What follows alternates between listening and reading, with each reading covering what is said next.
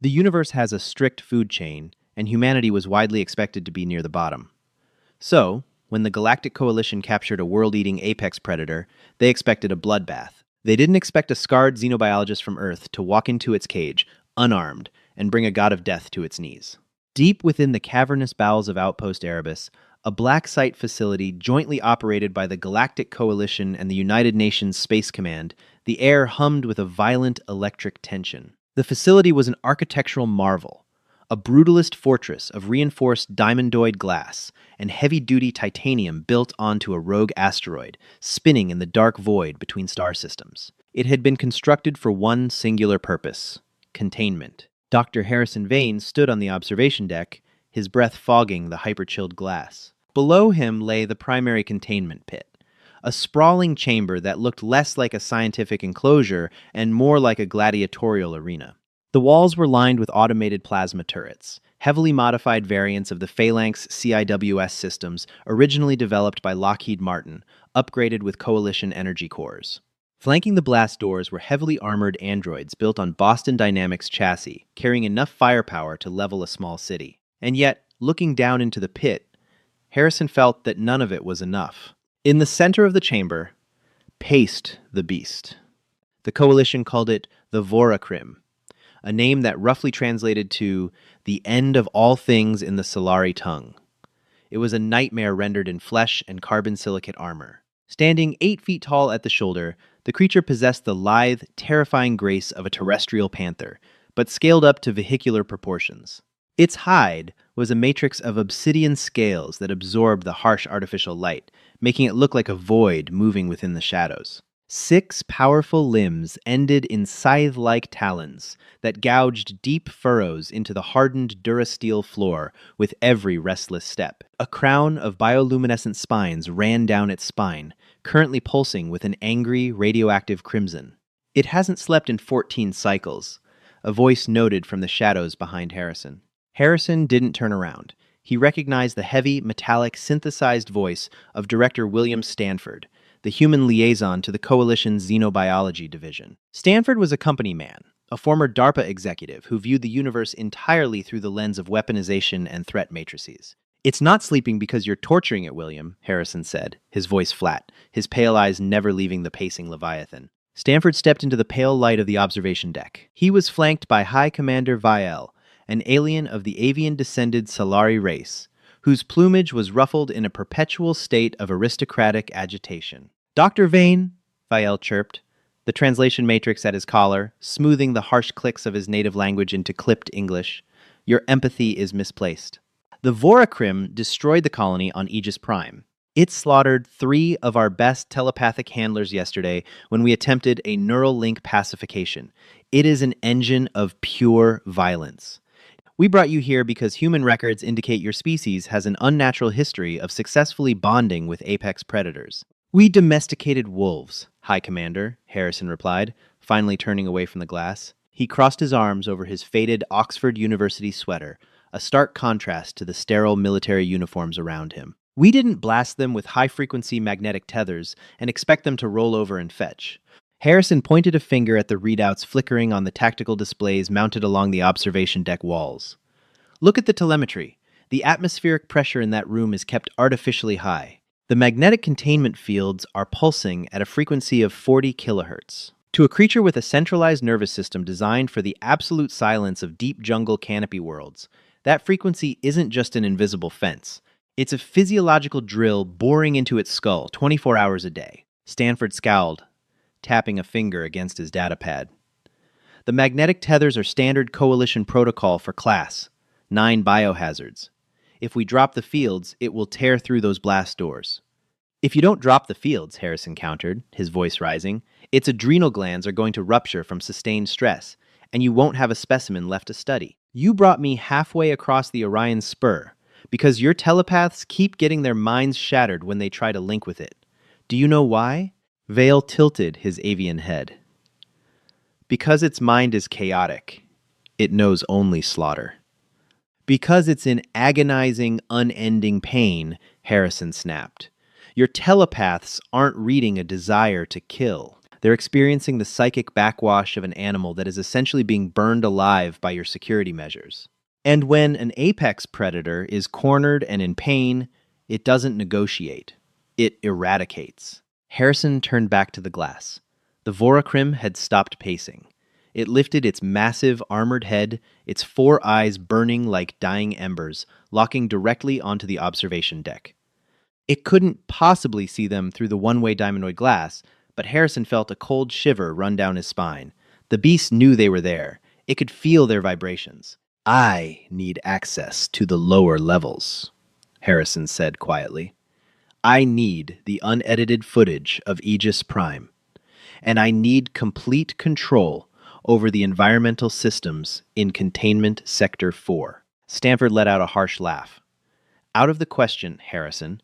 The UN Security Council barely approved your civilian clearance. I am not handing over the keys to a cage holding a beast that wiped out a battalion of Coalition Vanguard." "Then you're going to fail," Harrison said, stepping into Stanford's personal space.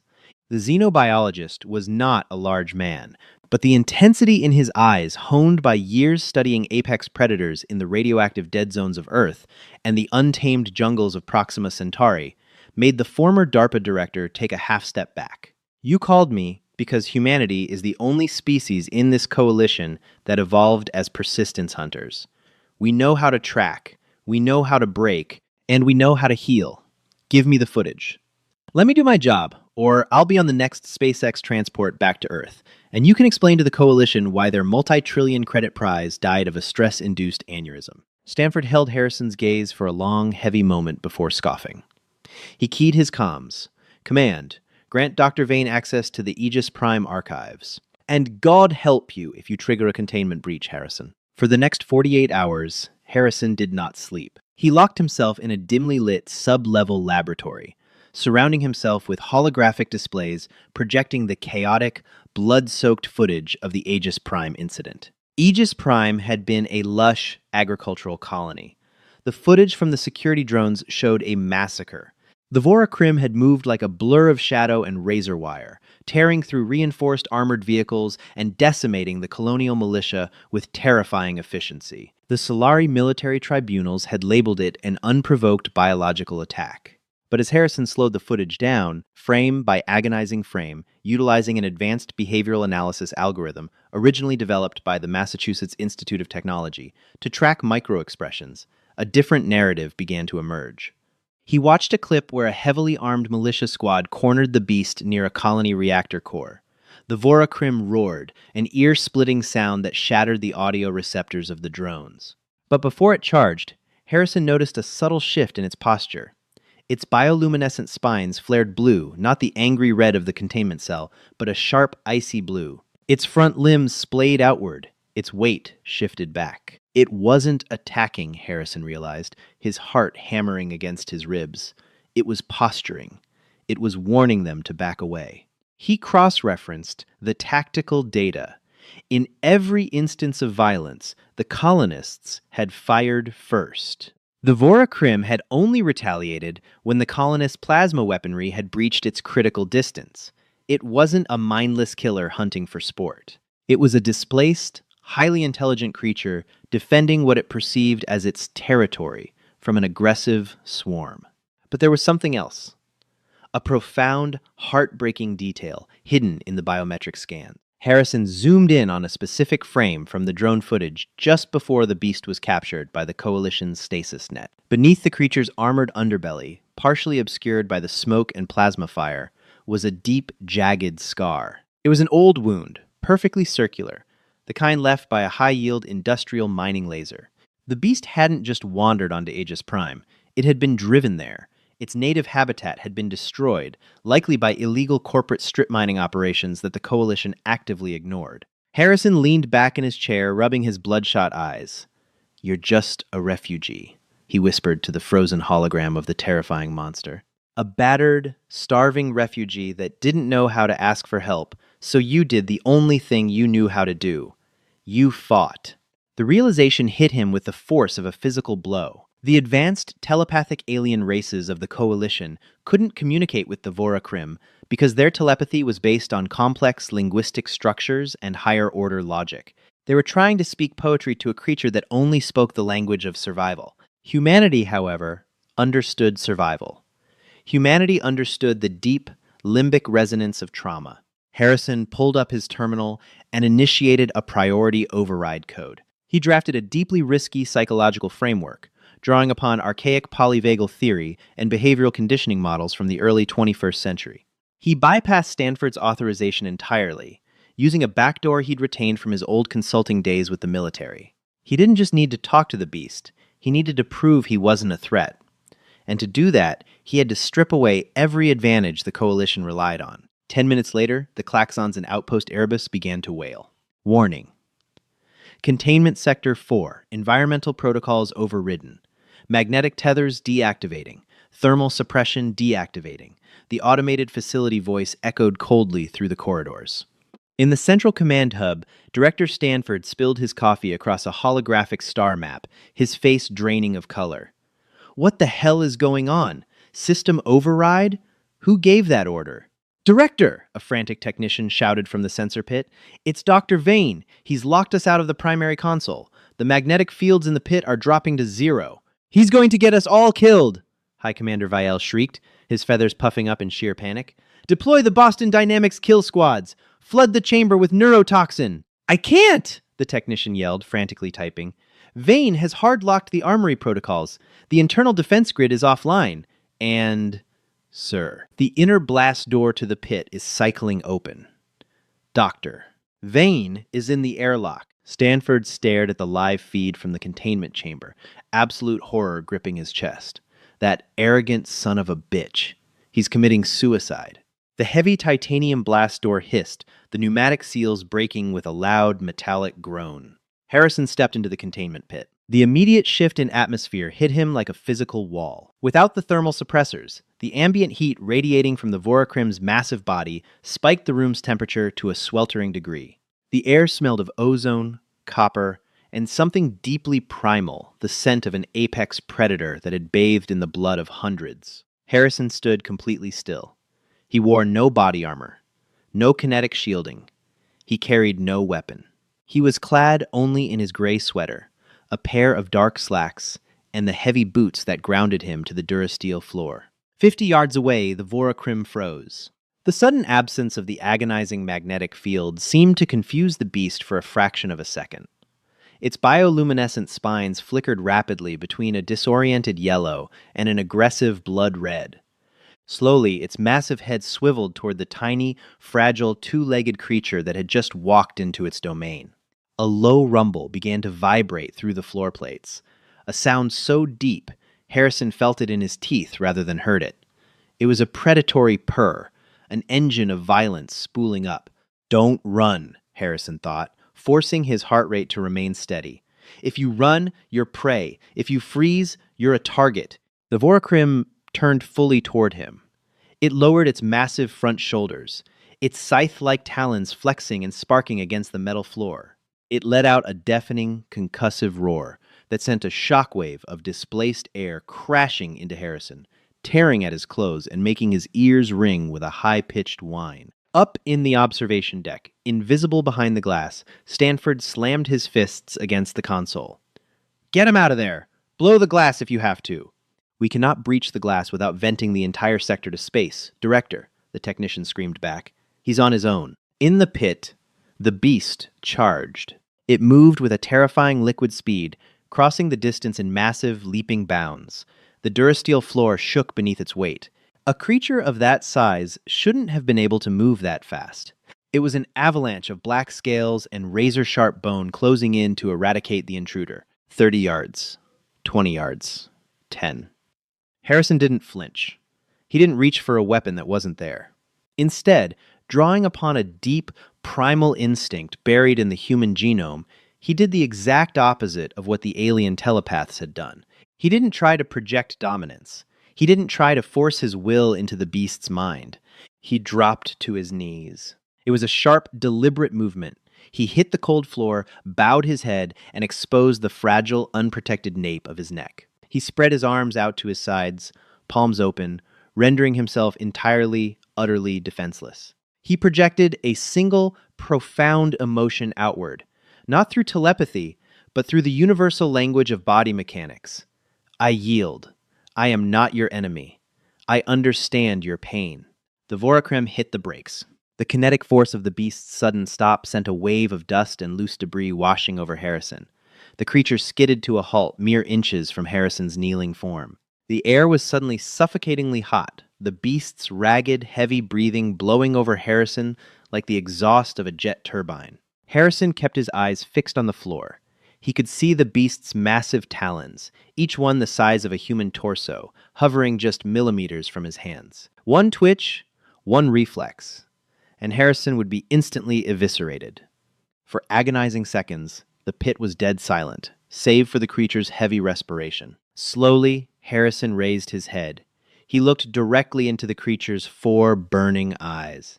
Up close, the beast was even more terrifying, an intricate mosaic of scars, armored plating, and raw, unrestrained power. But looking into those eyes, Harrison didn't see a mindless killer.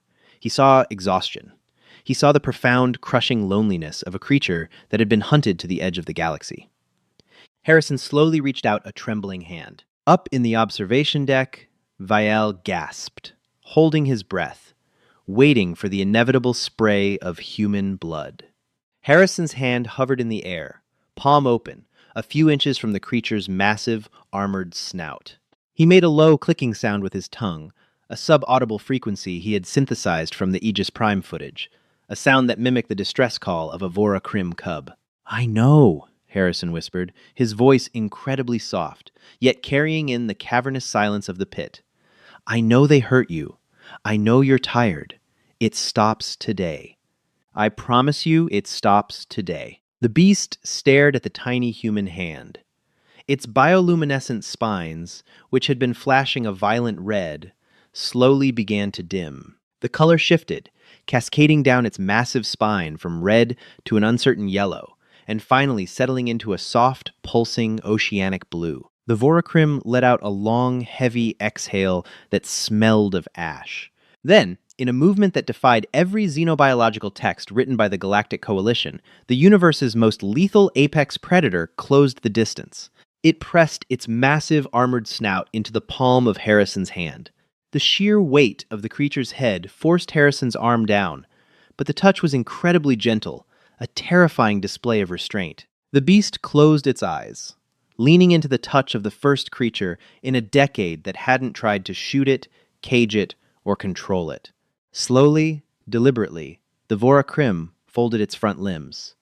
The heavy armored plates shifted with a metallic grinding sound. The Leviathan lowered its massive body down to the durasteel floor, bringing its head down to Harrison's eye level. It curled its enormous tail around itself, a defensive posture suddenly turning into one of profound vulnerability.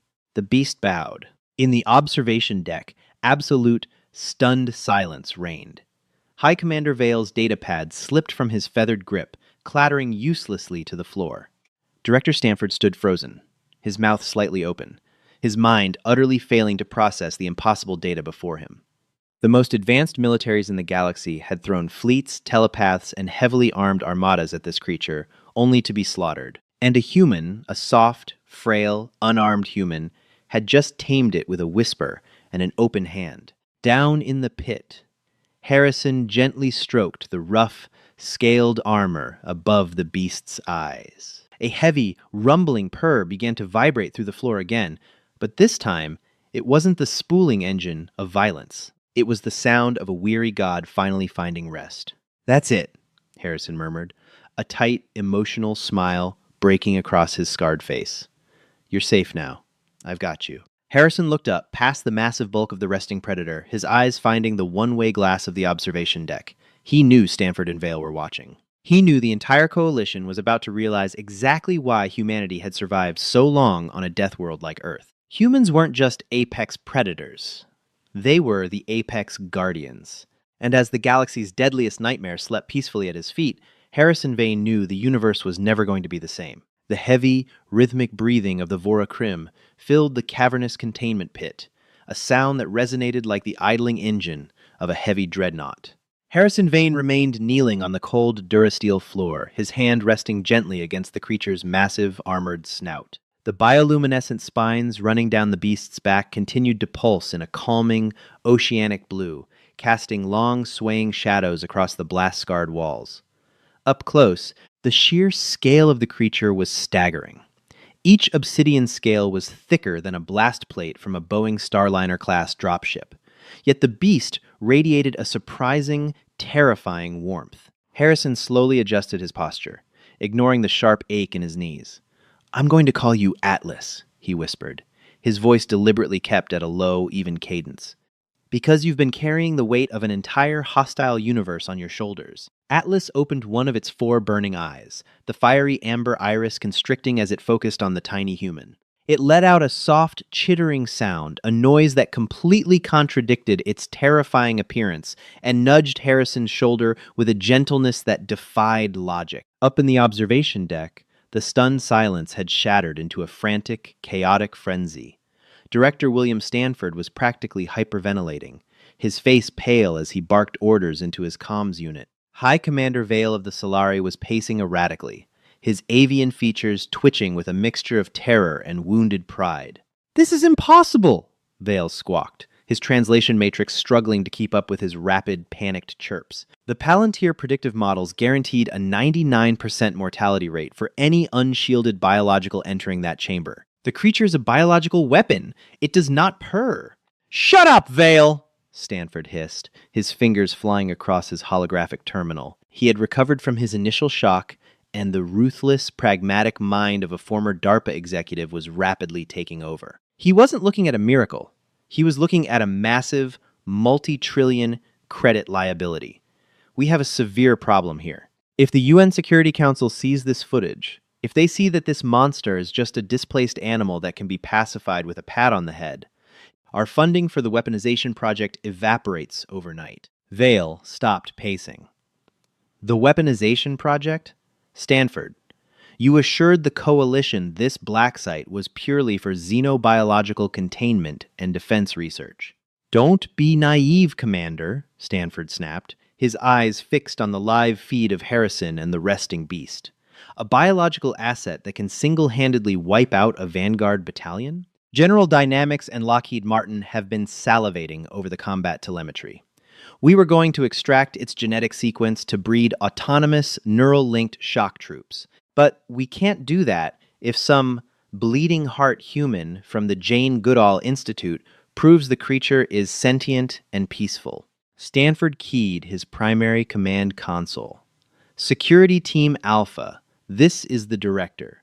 Dr. Vane has suffered a localized psychotic break and is currently trapped in the primary containment pit. The asset is temporarily docile but remains extremely lethal. I am authorizing a Palantir quantum decrypt override on Vane's lockdown codes." Down in the pit, Harrison felt the shift before he heard it. The ambient lighting, which had been set to a soft, neutral white, suddenly snapped to a harsh, glaring, tactical red. The pneumatic seals on the secondary air vents high above began to hiss ominously. Atlas reacted instantly. The massive beast's head snapped up, its 4 eyes dilating. The oceanic blue of its spines violently shifted back to an angry, radioactive crimson. The creature let out a low, warning growl, its heavy tail whipping back and forth and gouging deep trenches into the floor. "Easy, Atlas. Easy," Harrison murmured, keeping his hands visible and his voice steady. He quickly tapped the wrist-mounted terminal he wore beneath his sweater. He saw the network alerts flashing rapidly. Stanford was bypassing his security locks. "They're going to gas the room," Harrison realized with a sickening jolt of clarity.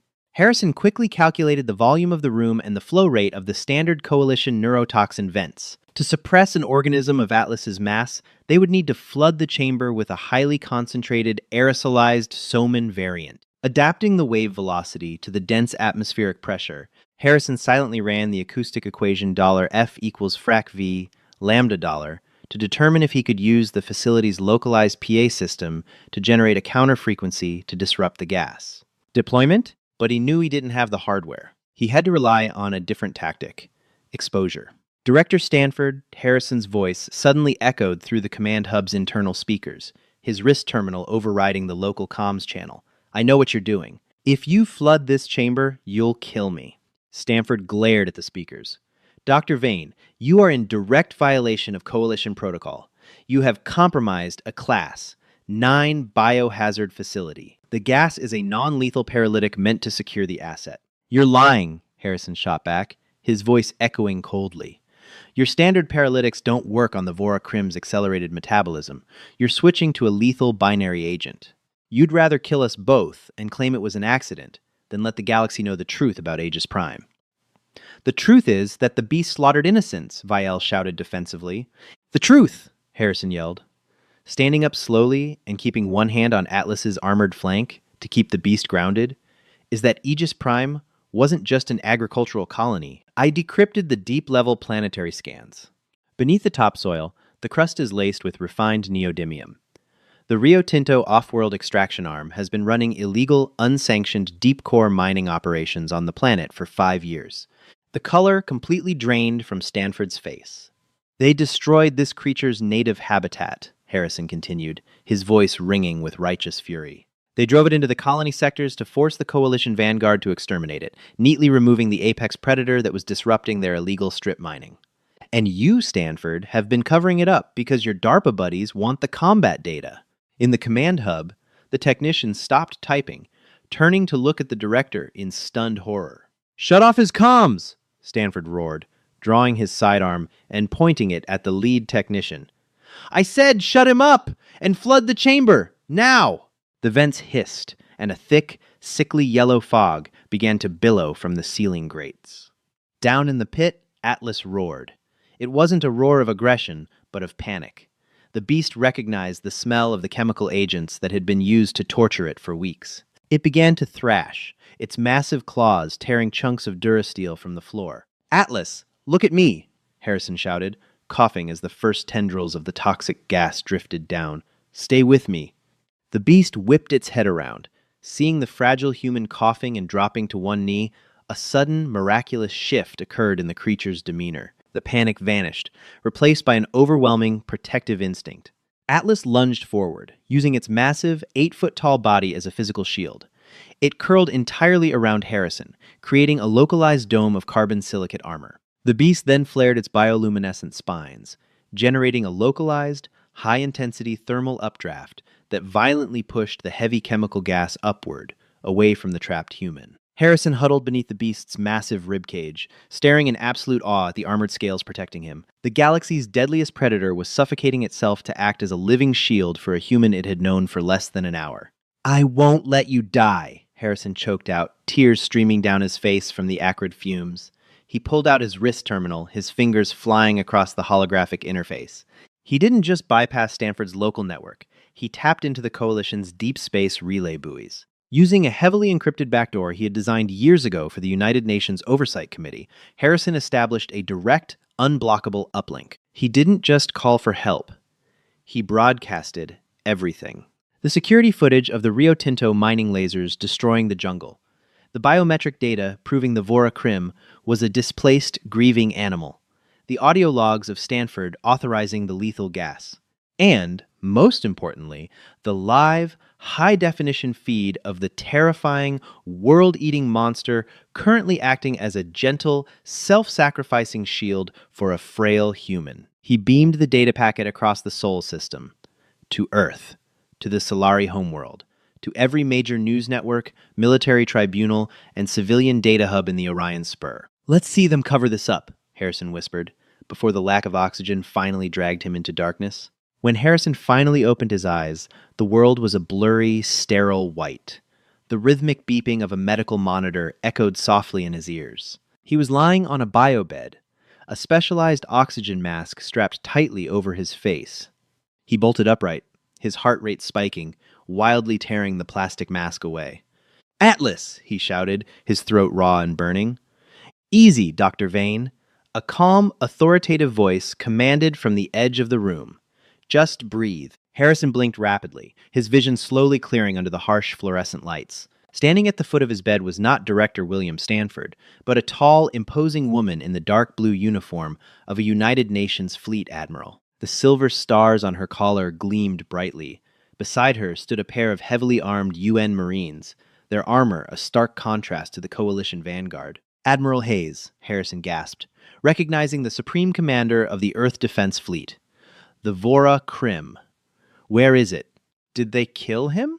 Admiral Hayes offered a small, deeply reassuring smile.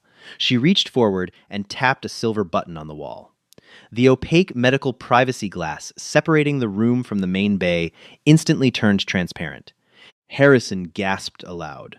Through the thick glass, he could see the massive, open-air hangar of a UN dreadnought, resting peacefully in the exact center of the vast hangar, surrounded not by magnetic tethers or plasma turrets, but by a ring of fascinated, cautiously optimistic human engineers and xenobiologists, was Atlas. The giant beast was completely awake. Its bioluminescent spines were glowing a steady, contented, oceanic blue. As Harrison pressed his bare hand directly against the cold glass, the creature lifted its massive, armored head. Its 4 burning eyes locked instantly onto his small form. It let out a soft, booming chitter that physically rattled the medical bay windows. "We extracted you both exactly 3 hours ago," Admiral Hayes explained, stepping up directly beside him to watch the Titan. "Your rogue broadcast caused an unprecedented diplomatic firestorm, Harrison." The raw footage went viral on a galactic scale within mere minutes. The Solari High Council was so utterly horrified by the sheer revelation of the illegal Rio Tinto corporate cover-up that they completely withdrew their active support for the Erebus Black Site immediately. "What about Stanford?" Harrison asked, his voice rough. "Director Stanford is currently sitting in federal custody," Hayes replied coldly. "He is actively awaiting a military trial for extreme crimes against the Coalition, the illegal weaponization of a sentient species, and the attempted premeditated murder of a United Nations operative."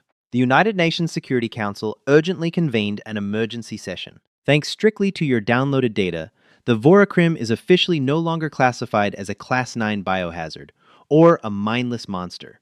Harrison let out an incredibly long, shuddering breath of pure relief, leaning his weary body heavily against the reinforced glass. "What happens now?" he whispered. "We absolutely cannot put him back on Aegis Prime.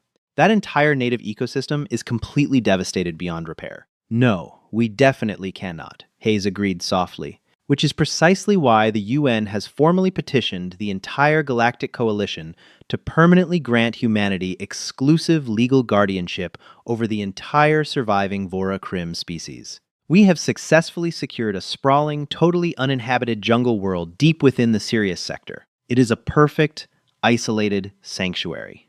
Rio Tinto's highly lucrative seized planetary assets are currently being fully liquidated to entirely fund the massive terraforming and orbital security of the new sanctuary planet. The Admiral turned slowly to look at Harrison, her stern expression entirely filled with a profound, undeniable respect. "The Silari telepaths are honestly still in a deep state of collective shock. They simply could not understand how you actually did it. How a frail, ordinary human, without any latent psychic abilities whatsoever, managed to miraculously tame the galaxy's most untamable living nightmare. But we clearly know the truth, do we not, Dr. Vane?" Harrison looked back lovingly at Atlas, closely watching as the massive, terrifying beast playfully nudged a very brave UN environmental engineer with its giant snout, nearly knocking the poor smiling woman completely over onto the deck. "We did not tame him, Admiral," Harrison said softly, a tired smile finally breaking across his face. "We just stopped treating him like a violent monster. Humanity has spent 10,000 years carefully turning wild wolves into loyal dogs, and bravely turning the wild, terrifying unknown into beloved companions. We do not seek to blindly dominate. We fiercely bond." Exactly 1 standard week later, Harrison Vane proudly stood on the lowered metal ramp of a heavy UN transport ship. The warm, comfortably humid morning air of the Sirius sanctuary world gently ruffled his dark hair. The beautiful planet was a vibrant, sprawling paradise composed of towering emerald canopies and rushing crystal-clear rivers. It was a pristine, untouched world entirely free from bloody war, greedy industry, or blinding fear. Behind him, the incredibly heavy, rhythmic thud of massive, armored footsteps violently shook the ship metal ramp. Atlas slowly emerged from the dark transport hold, confidently stepping out into the bright, natural yellow sunlight for the very first time in over a long, agonizing year.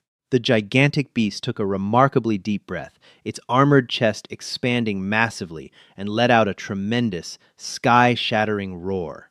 But this specific roar did not fiercely shatter sensitive audio receptors. It did not deeply carry the tragic, heavy weight of senseless violence or unending trauma. It was a glorious, pure sound of absolute, unbridled, joyous freedom that endlessly echoed across the vast, rolling green valleys. Atlas quickly lowered its massive head, gently nudging Harrison backward, nearly pushing the fragile xenobiologist forward into the tall, swaying grass. Harrison laughed brightly, reaching back quickly to fiercely scratch the thick obsidian armored scales situated along the giant, enormous jawline. The universe was a dark, dangerous place. But humanity had brought empathy to the stars. If you loved this HFY story of humanity proving empathy is our greatest weapon, smash that like button. What would you name the galaxy's deadliest predator? Drop your ideas in the comments below. Don't forget to share this video with your fellow sci-fi fans and subscribe to our channel for more epic tales of humans dominating the cosmos. Ring that notification bell so you never miss an adventure. Keep reaching for the stars, and we'll see you next time. Hi, my name is Tran Truong, the owner and manager of Palace Truths. After watching the video, a human whispered to the galaxy's deadliest predator, and the beast bowed in respect. HFY, I'd really like to know what you think. How did this story make you feel? What stayed with me most was the sense of wonder. Stories like this remind us that true strength isn't always about force or fear. Sometimes understanding, patience, and courage can create connections where no one thought they were possible. One gentle lesson I took from this story is that respect often goes further than confrontation. In our everyday lives, taking the time to understand someone before judging them can completely change an outcome. What moment stood out to you the most? And why do you think the predator responded the way it did? Thank you for spending time with Palace Truths. If this story sparked your imagination or gave you something to think about, feel free to share your thoughts in the comments, and maybe like or subscribe for more HFY stories and sci-fi adventures.